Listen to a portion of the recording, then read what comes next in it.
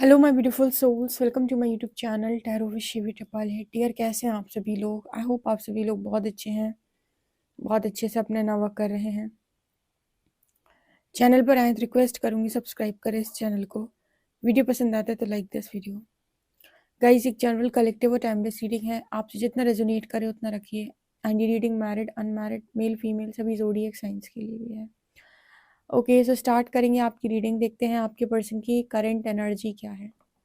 Please guide करें angels, मेरे जो व्यूअर्स हैं उनकी पर्सन की करंट एनर्जी क्या है। प्लीज़ गाइड करें एंजल्स, मेरे जो व्यूअर्स हैं उनकी पर्सन की करंट एनर्जी क्या है। प्लीज़ गाइड करें एंजल्स, मेरे जो व्यूअर्स हैं उनकी पर्सन की करंट एनर्जी क्या है।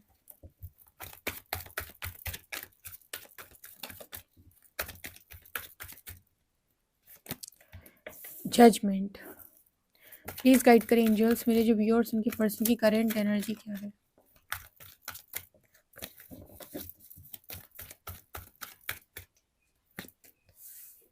Two of pentacles,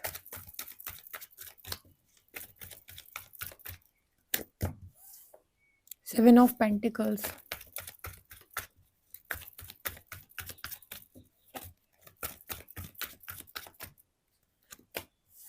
justice,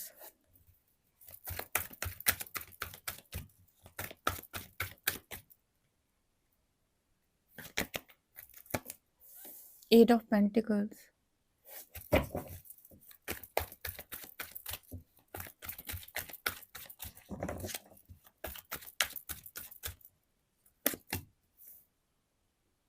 hierophant,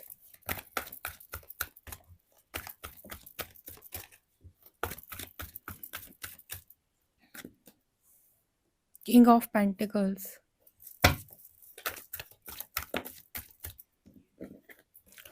S of wands, six of cups,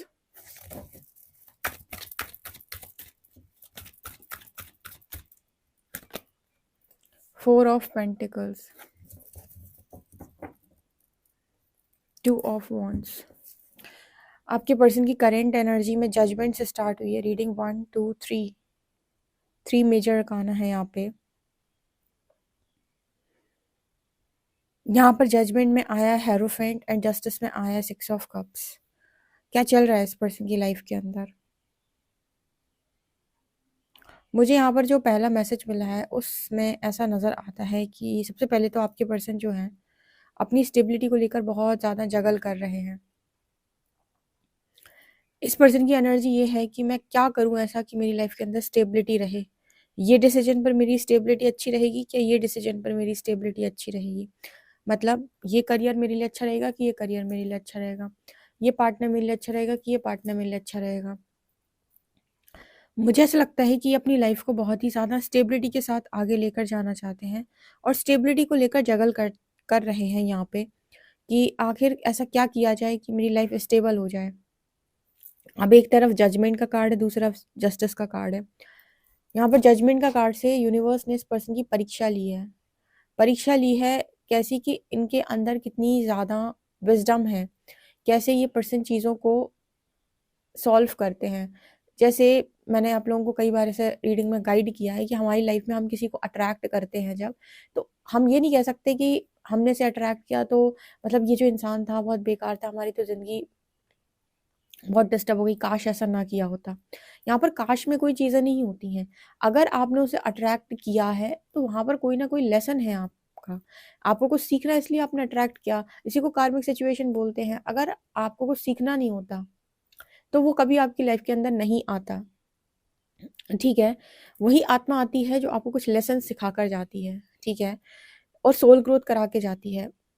तो यहाँ पर इस पर्सन की परीक्षा कुछ इस तरीके से हुई है कि आप में कितना विवेक है, कितना आप में मतलब कितना आपके अंदर नॉलेज है, आप कैसे डिसीजन बनाते हो। यहाँ पर जैसे यूनिवर्स ने इस पर्सन को परीक्षा लेने की कोशिश की, और परीक्षा इसीलिए लेता है यूनिवर्स क्योंकि जब भी आप कर्म बंधन में होते हैं या किसी कार्मिक सिचुएशन में होते हैं तो वो चाहता है कि आप वहाँ से बाहर निकल आएँ। लेकिन आप उस सिचुएशन से तब तक बाहर नहीं निकल सकते जब तक कि आप वो लेसन को लर्न ना कर लें। ठीक है? तो वो आपको यहाँ पर जब भी डिसाइड करने के लिए कुछ बोलते हैं या आपके मन को परख रहे होते हैं तो वहाँ पर बहुत ज़्यादा इम्पोर्टेंट है कि इंसान जो है वो फ़ियर को चूज़ ना करें। हालाँकि मुझे ऐसा लगता है कि बहुत सारे लोग जो अ, फँस जाते हैं, वो कुछ ना कुछ उनका टाइम पीरियड भी होता है। मतलब ये कई तरीके से काम करता है, बट कहते हैं कि जिस पर ईश्वर की दृष्टि है, वो कुछ भी बहुत सही तरीके से, बहुत सरल तरीके से करवा सकते हैं। जितना बिगड़ना था शायद उतना ना बिगड़ता, या फिर कहीं उससे ज़्यादा बिगड़ सकता, तो उसको बचाते हैं वो। कहते हैं कि ईश्वर जो है वो आपको, मतलब वो आपके साथ वो नहीं करता है, लोग बोलते भले ही हैं, लेकिन अगर परमात्मा ही अपने बच्चे के साथ ज़्यादती कर दे तो फिर क्या ही फ़ायदा है? नहीं करते हैं वो। लेकिन कुछ नियम होते हैं, हमारी आत्मा के कुछ सोल कॉन्ट्रैक्ट होते हैं कि हमको ये चीज़ जाकर वहाँ पर सीखनी है। इसलिए हमें उन पैटर्न्स में या उन चीज़ों में घुमाया जाता है, राइट? आपके जो पर्सन हैं इनको भी ये सीखना है कि डिसीजन कैसे बनाते हैं। यहाँ पर आप में से बहुत सारे लोगों के पार्टनर ने डिसाइड नहीं कर पाया, या फिर उन्होंने आपको नहीं चूज़ किया, उन्होंने डिसीजन लिया है, ठीक है? या फिर उन्होंने आपको ना डिसाइड करके किसी और चीज़ को चूज़ किया है, उन्हें लगा कहीं और ज़्यादा स्टेबिलिटी थी। तो यहाँ पर यूनिवर्स इस पर्सन को टेस्ट कर रहे हैं कि आपने क्या सोचकर ये डिसीजन लिया? आपने क्या सोचकर इस तरफ इस वॉन्ड को पकड़ा? आप एक बार देखें कि आपने क्या सोचा था उस वक़्त, तो आंसर में कभी भी ये थोड़ी आएगा कि मुझे पता था कि मेरी ज़िंदगी ख़राब होने वाली है, फिर भी मैंने इस बॉन्ड को चूज़ किया। नहीं, हमेशा आंसर इसमें आएगा कि यहाँ पर मुझे मेरा फ़ायदा दिख रहा था, इसलिए मैंने इसको चूज़ किया। ऑब्वियस सी बात है, कोई इंसान कोई डिसीज़न बना रहा है, तो उस डिसीज़न को बनाने के पीछे आपकी क्या नियत, क्या इंटेंशन है, ठीक है? अगर आप मुझे एक बात बताएँ, आप में से काफ़ी सारे लोग अब इसका बहुत सटीक आंसर देंगे, क्योंकि बहुत सारे लोग डिप्लोमैटिक आंसर देते हैं, बहुत ही मैनिपुलेटिव आंसर देते हैं। अब मैं जब आपसे पूछूँगी तो आप इसका सही उत्तर देंगे। अगर मान लीजिए ये 2 वांट हैं, ठीक है? ये वाली जो वांट है, इस पर आपको पहले से ही कोई ये बता दे कि बेटा आप ये वाली वांट चूज़ करोगे, तो इसमें आपकी लाइफ में ये दिक्कत आने वाली है, आपको ये दुःख मिलने वाला है, और आपकी लाइफ में इतनी सारी घटनाएँ इकट्ठे हो सकती हैं, आपको बहुत पीड़ा पहुँचेगी, आपके साथ बहुत बड़ा धोखा हो सकता है। आप में से कितने ऐसे लोग हैं, जो फिर भी इस वांट को चूज़ करेंगे? मुझे बताओ कमेंट सेक्शन में। कोई है? लिखना कमेंट सेक्शन में ईमानदारी के साथ। कोई है जिसको ये मालूम हो कि मुझे यहाँ पर जाने पे कष्ट मिलेगा और वो उसको चूज़ कर ले? नहीं। तो बहुत सारे लोग ना डिप्लोमैटिक आंसर देते हैं कि हम मजबूर थे, हम हमारे ऊपर प्रेशर था, हमारे ऊपर ये था, हमारे ऊपर वो था, ठीक है? अगर व्यक्ति को उसकी असलियत दिखा दी जाती, या फिर उसको पहले से ही बता दिया जाता कि तुम्हारी इस बॉन्ड पे चूज़ करने के बाद तुम्हारी ज़िंदगी हेल होने वाली है। मैं कह रही कोई भी व्यक्ति तब इस बॉन्ड को चूज़ नहीं करता, वो ये कहता कि वो लड़ जाता फैमिली से, फैमिली को 50 बार नहीं 1000 बार समझाता कि ये मत करो, इससे मेरी ज़िंदगी ख़राब हो जाएगी, ऐसा हो जाएगा, वैसा हो जाएगा, ये हो जाएगा, वो हो जाएगा, ये सही डिसीजन नहीं है, इसमें कुछ गड़बड़ है, ठीक है? और मुझे ये सारी चीज़ें ठीक नहीं लग रही। वो अपने लिए स्टैंड लेने की अथक अथक प्रयास करता, वो पूरी कोशिश करता। ठीक है? तो जब भी कोई इंसान ये बोले ना कि मैंने चूज़ किया तो उसके पीछे ये रीज़न था, वो रीज़न था, हाँ, हो सकता है उसके रीज़न हो। लेकिन उसको एग्ज़ैक्टली ये नहीं पता था कि इतना मुझे पीड़ा होने वाली है। अगर उसको ये पता होता ना, तो वो भले ही आपके लिए स्टैंड ले ना ले, अपने लिए स्टैंड ज़रूर लेता। ये सोचकर स्टैंड ज़रूर लेता कि मेरी ज़िंदगी ख़राब हो जाएगी। क्योंकि यहाँ पर किंग ऑफ पेंटिकल्स आए हैं, इसीलिए मैंने ये बात बोली कि व्यक्ति स्टेबिलिटी ढूँढ रहा था, तो उसे लगा कि स्टेबिलिटी आपके पास नहीं, स्टेबिलिटी यहाँ है। ठीक है? तो कभी कोई बोले कि मुझसे ये डिसीज़न गलती से ले लिया मैंने, या गलती तो ऑफ़ कोर्स हुई है आपसे। लेकिन जब आप ये डिसीज़न ले रहे थे, तब आप ये नहीं जान पा रहे थे कि इसका परिणाम ऐसा आने वाला है। अदरवाइज़ आप ये डिसीज़न कभी ना लेते। अगर कोई आपको भविष्य बता दे तो आप उस रास्ते कभी नहीं चलोगे, है ना? ठीक है? तब आप अपने लिए फ़ाइट ज़रूर करोगे। आप फ़ाइट तभी नहीं करते हो जब आपको लगता है कि यार इससे बेहतर कुछ मुझे मिल रहा है, या फिर आप जगलिंग सिचुएशन में होते हो, आपको समझ में नहीं आ रहा होता है कि स्टेबिलिटी कहाँ है, ठीक है? आपको लग रहा होता है ये चीज़ें ज़्यादा स्टेबल लग रही हैं इससे। तो ऐसी केस में जब व्यक्ति कन्फ्यूज़ हो जाए, तो उसको हमेशा डिवाइन का हाथ थामना चाहिए और उनसे पूछना चाहिए कि मैं बहुत कन्फ्यूज़ हो चुका हूँ निर्णय लेते वक़्त, आप मुझे बताएँ कि मेरे लिए सही निर्णय क्या है? ठीक है? ना कि आप कर्मा क्रिएट करें, ना कि आप किसी को डच कर दें या फिर उसे परेशान कर दें। क्योंकि अगर आपको सच्चाई दिखा दी गई होती, तो आप कभी भी ये निर्णय बनाते ही नहीं कि आपके साथ भविष्य में ये होने वाला है, ये अगर आपको पहले पता चल जाता। तो ये तो डिप्लोमैटिक आंसर होते हैं कि हमने ये सोच के किया या वो सोच के किया। सच नहीं पता था इसीलिए किया, ये सोचा कि शायद कुछ अच्छा हो जाए। ठीक है। जब शायद पे बात अटकती है तो वहाँ कर्मा चूज़ किया जाता है या डिवाइन को चूज़ किया जाता है, ठीक है। वहाँ पर ऐसे सीधे निर्णय नहीं बनाए जाते क्योंकि लर्निंग इंतज़ार कर रही होती है। यही कुछ इस पर्सन के साथ पास्ट के अंदर हुआ और आज तक ये पर्सन स्टेबिलिटी को लेकर कन्फ्यूज़ है। यहाँ पर पता है बहुत सारे लोग हैं जो रीडिंग देख रहे हैं और सबको पता है उनकी सोल कॉलिंग, बहुत ही इंट्यूटिव लोग हैं, ये कोई ऐसे-वैसे लोग नहीं हैं। इंट्यूशंस को सुनना बहुत इंपॉर्टेंट काम है कि आपके इंट्यूशंस क्या गाइड कर रहे हैं। इंट्यूशंस गाइड कर रहे हैं उस रास्ते पर? नहीं। अगर नहीं गाइड कर रहे हैं, हम कह रहे कितना भी अटैचमेंट हो, कितनी भी बड़ी चीज़ का त्याग लग रहा हो, वो छोड़ दो। अगर इंट्यूशन कह रहे हैं नो, तो नो मीन्स नो, वहाँ पे कोई किंतु परंतु नहीं होता है। या फिर एटलीस्ट डिवाइन का सपोर्ट ले लो कि अगर मेरे लिए चीज़ सही हो तो ही मेरे साथ हो, सरेंडर करके। यहाँ पर 7 of pentacles and S of wands की एनर्जी, ये पर्सन आज बहुत ही ज़्यादा उदासी वाली एनर्जी में है। और ये मतलब ऐसा नहीं है कि लाइफ में एक नया स्टार्ट नहीं करना चाहते, चीज़ों को शुरू नहीं करना चाहते, पर अगेन यहाँ पर जस्टिस की एनर्जी आ जाती है। जस्टिस की एनर्जी यहाँ पर ये दिखाती है कि लाइफ में आप किसी चीज़ में फंस जाते हो एक बार, तो वहाँ से निकलने का जो एकमात्र मार्ग है, वो है आपका राइट डिसीजन। जैसे मान लीजिए आपसे किसी से आपकी गलती हो गई, आपसे कोई पास के अंदर आपको समझ में आ रहा है कि ये मेरा डिसीजन गलत निकल गया है, अब आप उस डिसीजन से बाहर आना चाहते हो, तो सबसे पहले आप अपनी गलती को स्वीकार करें।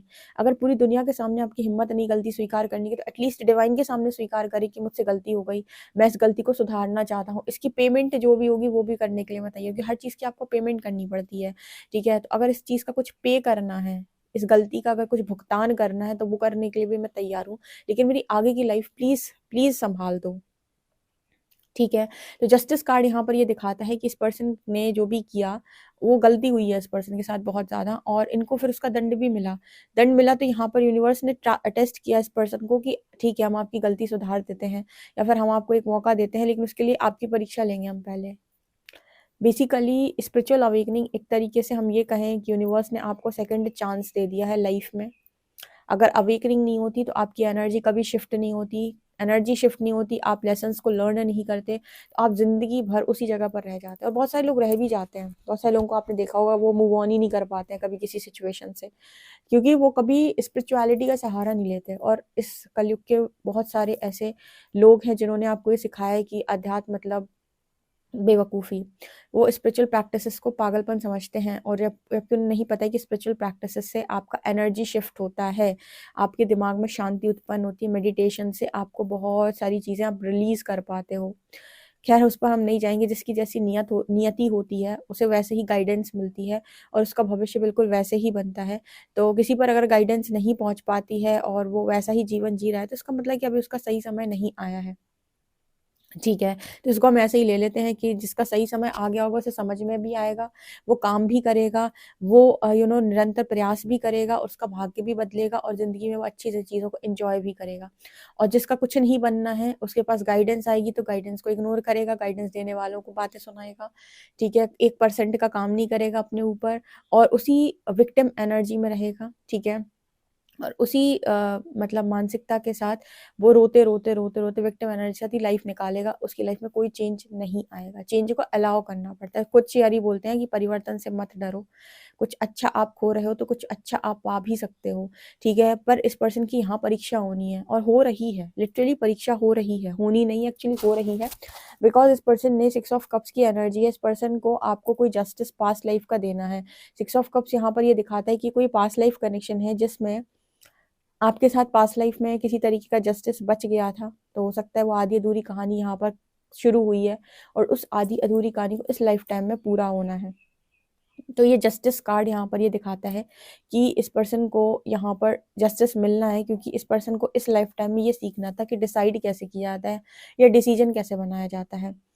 तो यहाँ जस्टिस सर्व होगी, क्योंकि ये पास्ट लाइफ का कुछ लोगों के कनेक्शन है, पास्ट लाइफ के पुण्य कर्म के कनेक्शन है। पुण्य कर्म मतलब कि बहुत सारी, जैसे आज आप इनर वर्क कर रहे हो ना, ऐसे ही आपने में से कुछ लोगों ने इनर वर्क अपनी पास्ट लाइफ में किया था इस पर्सन को प्राप्त करने के लिए, स्पिरिचुअल वर्क किया था। तो ये उनमें से आते हैं कनेक्शन।